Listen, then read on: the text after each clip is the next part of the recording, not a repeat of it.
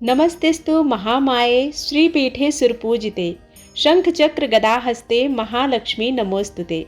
जय माँ महालक्ष्मी। आप सभी का हार्दिक स्वागत है।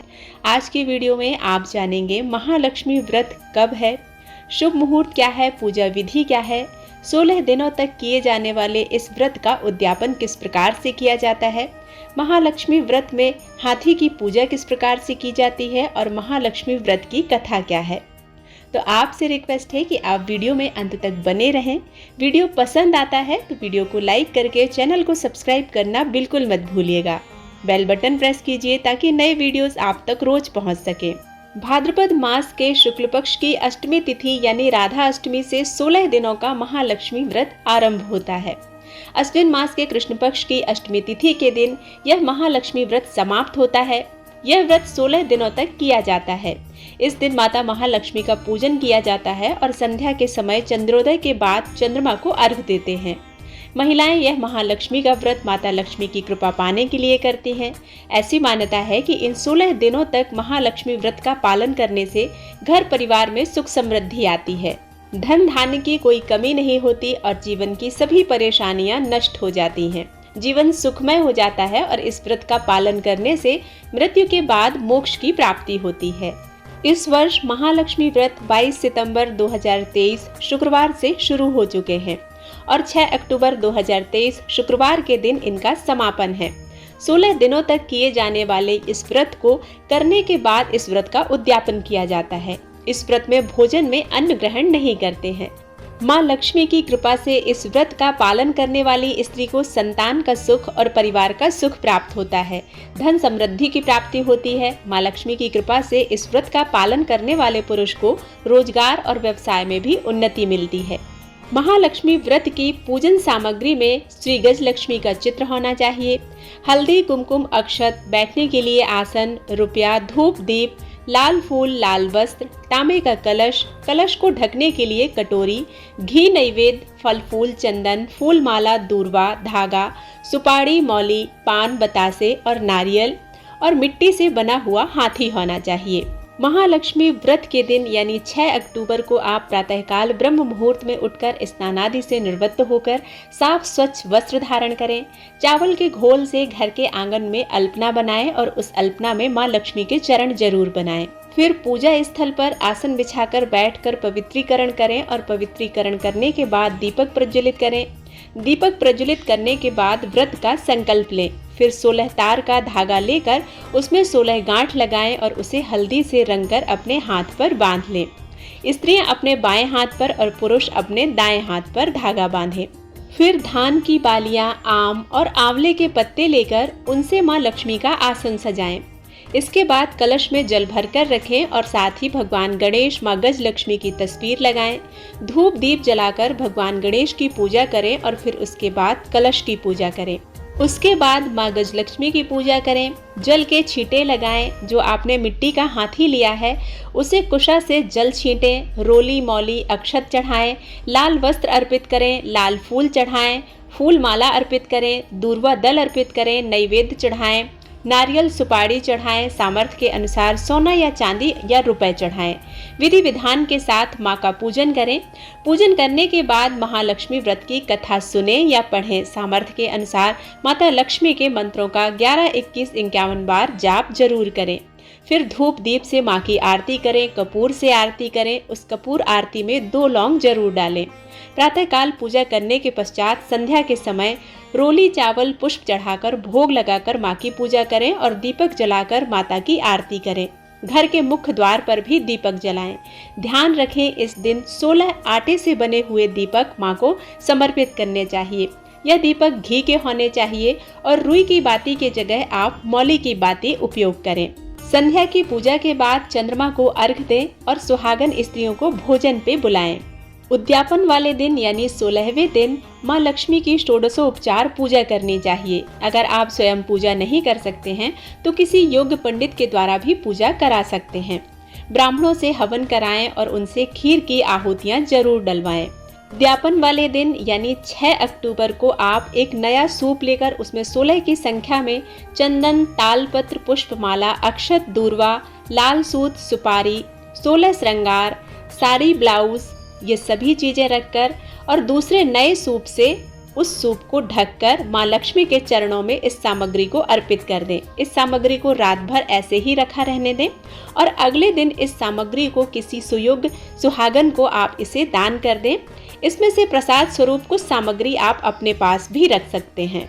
सूप में सामग्री माता को अर्पित करते समय माँ से प्रार्थना करना चाहिए कि हे क्षीर सागर में उत्पन्न लक्ष्मी, चंद्रमा की बहन श्री विष्णु बल्लभा, इस व्रत से आप संतुष्ट हों। 16 ब्राह्मणों को भोजन कराएं और उन्हें दक्षिणा देकर संतुष्ट करें। यदि ऐसा करना संभव नहीं है तो आप मंदिर में दान जरूर करें। रात को चंद्रमा को अर्घ देकर माँ लक्ष्मी से प्रार्थना करें और फिर स्वयं भोजन ग्रहण करें। आइए अब सुनिए महालक्ष्मी व्रत की 2 पौराणिक कथाएं। पुराणों में वर्णित कथा के अनुसार प्राचीन समय में एक नगर में एक दरिद्र ब्राह्मण निवास करता था। वो दरिद्र ब्राह्मण भगवान विष्णु का परम भक्त था। वो हर दिन विधि विधान के साथ विष्णु जी की पूजा किया करता था। भगवान विष्णु उसकी भक्ति देखकर उस पर बहुत प्रसन्न हो गए और उसे दर्शन देकर वर मांगने को कहा। उस दरिद्र ब्राह्मण ने भगवान विष्णु से कहा, हे प्रभु, मैं चाहता हूँ कि मेरे घर में माँ लक्ष्मी स्थायी रूप से निवास करे। मेरे पास धन धान्य की कभी कोई कमी ना हो। तब भगवान विष्णु ने उस ब्राह्मण को कहा, हे प्रिय ब्राह्मण, मैं तुम्हें इसका उपाय बताता हूँ। प्रतिदिन एक वृद्ध स्त्री मंदिर के सामने उपले थापती है। वो वृद्ध स्त्री स्वयं लक्ष्मी जी हैं। तुम प्रातःकाल जाकर उनसे अपने घर आने की प्रार्थना करो। वो अगर तुम्हारी प्रार्थना स्वीकार कर लेंगी तो तुम्हारे घर में किसी भी चीज की कोई कमी नहीं रहेगी। ब्राह्मण को यह सब बताकर भगवान विष्णु वहां से अंतर्ध्यान हो गए। अगले दिन ही ब्राह्मण प्रातःकाल जल्दी उठकर मंदिर के द्वार पर जाकर बैठ गया। जब उपले थापने के लिए वो वृद्ध स्त्री मंदिर में आई तो भगवान विष्णु के कहे अनुसार उस ब्राह्मण ने अपने घर आने के लिए उस वृद्ध स्त्री को निमंत्रण दिया। ब्राह्मण ने जब माँ लक्ष्मी को अपने घर आने का निमंत्रण दिया तो वो जान गई कि उसे भगवान विष्णु ने ऐसा करने के लिए कहा है। तब माँ लक्ष्मी ने उस ब्राह्मण को लक्ष्मी प्राप्ति का उपाय बताया और कहा, हे ब्राह्मण, तुम 16 दिनों तक चलने वाले महालक्ष्मी व्रत का पालन करो। उस व्रत का पालन करने से तुम्हारी सभी मनोकामनाएं पूर्ण हो जाएंगी। उस ब्राह्मण को व्रत का सारा विधान बताकर माता लक्ष्मी वहां से अंतर्ध्यान हो गई। माँ लक्ष्मी के द्वारा बताए गए महालक्ष्मी व्रत का उस ब्राह्मण ने पूरी श्रद्धा और भक्ति के साथ पालन किया। फिर उत्तर दिशा की ओर मुख करके उसने माँ लक्ष्मी का आवाहन किया और माँ लक्ष्मी जी ने उसकी मनोकामना पूर्ण की। अब सुनिए महालक्ष्मी व्रत की दूसरी पौराणिक कथा। एक समय महर्षि श्री वेद व्यास जी हस्तिनापुर पधारे। उनका आगमन सुनकर महाराज धृतराष्ट्र उनको आदर सहित राजमहल में ले गए। स्वर्ण सिंहासन पर विराजमान कर चरणोदक लेकर उनका पूजन किया। श्री व्यास जी से माता कुंती तथा गांधारी ने हाथ जोड़कर प्रश्न किया, हे महामुनि, आप त्रिकालदर्शी हैं, अतः आपसे हमारी प्रार्थना है कि आप हमको कोई ऐसा सरल व्रत और पूजन बताएं जिससे हमारा राजलक्ष्मी, सुख संपत्ति, पुत्र पौत्रादि व परिवार सुखी रहे। इतना सुनकर श्री वेद व्यास जी कहने लगे, हम एक ऐसे व्रत का पूजन व वर्णन कहते हैं जिससे सदा लक्ष्मी जी का निवास होकर सुख समृद्धि की वृद्धि होती है। यह श्री महालक्ष्मी जी का व्रत है जिसे प्रतिवर्ष अश्विन कृष्ण अष्टमी को विधिवत किया जाता है। हे महामुने, इस व्रत की विधि हमें विस्तार पूर्वक बताने की कृपा करें। तब व्यास जी बोले, हे देवी, यह व्रत भाद्रपद शुक्ल अष्टमी से प्रारंभ किया जाता है। इस दिन स्नान करके 16 सूत के धागों का डोरा बनाएं, उसमें 16 गांठ लगाएं, हल्दी से पीला करें। प्रतिदिन 16 दूब व 16 गेहूं डोरे को चढ़ाएं। अश्विन कृष्ण अष्टमी के दिन उपवास रखकर मिट्टी के हाथी पर श्री महालक्ष्मी जी की प्रतिमा स्थापित कर विधि पूर्वक पूजन करें।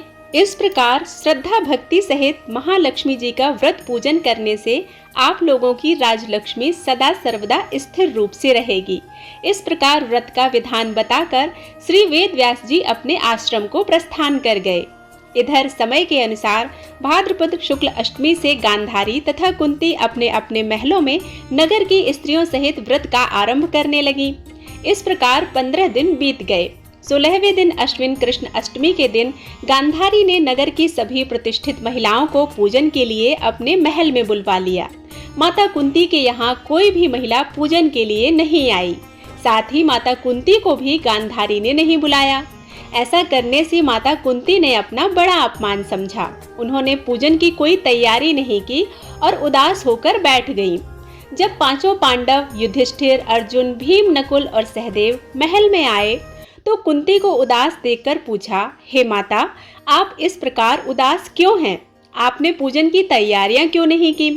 तब माता कुंती ने कहा, हे पुत्र, आज महालक्ष्मी जी के व्रत का उत्सव गांधारी के महल में मनाया जा रहा है। उन्होंने नगर की समस्त महिलाओं को बुला लिया है और उसके 100 पुत्रों ने मिट्टी का एक विशाल हाथी बनाया, जिस कारण सभी महिलाएं उस बड़े हाथी का पूजन करने के लिए गांधारी के यहाँ चली गई, लेकिन मेरे यहाँ कोई नहीं आई।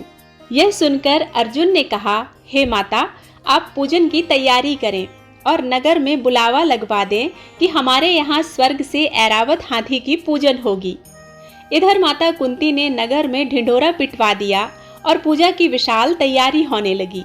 उधर अर्जुन ने बाण के द्वारा स्वर्ग से ऐरावत हाथी को बुला लिया। इधर सारे नगर में शोर मच गया कि कुंती के महल में स्वर्ग से इंद्र का ऐरावत हाथी पृथ्वी पर उतारकर पूजा जाएगा। समाचार को सुनकर नगर के सभी नर नारी, बालक और वृद्धों की भीड़ एकत्र होने लगी। उधर गांधारी के महल में हलचल मच गई। वहां एकत्र हुई सभी महिलाएं अपनी अपनी थालियां लेकर कुंती के महल की ओर जाने लगी। देखते ही देखते कुंती का सारा महल ठसाठस भर गया। माता कुंती ने ऐरावत को खड़ा करने के लिए अनेक रंगों के चौक पुरवाकर नवीन रेशमी वस्त्र बिछवा दिए। नगरवासी स्वागत की तैयारी में फूल माला, अबीर, गुलाल, केशर हाथों में लिए पंक्तिबद्ध खड़े थे। जब स्वर्ग से ऐरावत हाथी पृथ्वी पर उतरने लगा तो उसके आभूषणों की ध्वनि गूंजने लगी। ऐरावत के दर्शन होते ही जय जयकार के नारे लगने लगे। सायंकाल के समय इंद्र का भेजा हुआ हाथी ऐरावत माता कुंती के भवन के चौक में उतर आया। तब सब नर नारियों ने पुष्पमाला, अबीर, गुलाल, केशर आदि सुगंधित पदार्थ चढ़ाकर उसका स्वागत किया। राज्य पुरोहितों द्वारा ऐरावत पर महालक्ष्मी जी की मूर्ति स्थापित करके वेद मंत्रोच्चारण द्वारा पूजन किया गया। नगर वासियों ने भी महालक्ष्मी पूजन किया।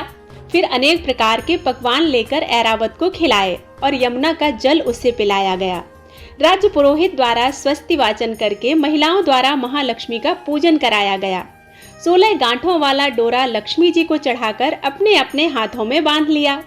ब्राह्मणों को भोजन कराया गया। दक्षिणा के रूप में स्वर्ण आभूषण, वस्त्र आदि दिए गए।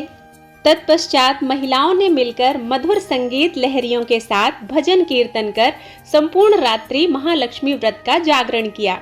दूसरे दिन प्रातः राज्य पुरोहित द्वारा वेद मंत्रोच्चारण के साथ जलाशय में महालक्ष्मी जी की मूर्ति का विसर्जन किया गया।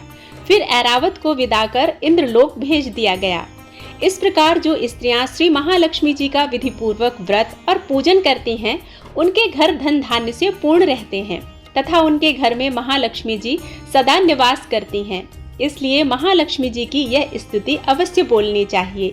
महालक्ष्मी नमस्तुभ्यम स्वरेश्वरी, हरि प्रिये नमस्तुभ्यम दयानिधे। बोलो महालक्ष्मी मैया की जय। हे माता महालक्ष्मी, अष्ट सिद्धि नवनिधियों के रूप में हमारे घर में चिरकाल तक निवास करें। उम्मीद है वीडियो में दी गई जानकारी और यह व्रत कथा आप सभी को पसंद आई होगी। वीडियो पसंद आता है तो वीडियो को लाइक करके चैनल को सब्सक्राइब करना बिल्कुल मत भूलिएगा।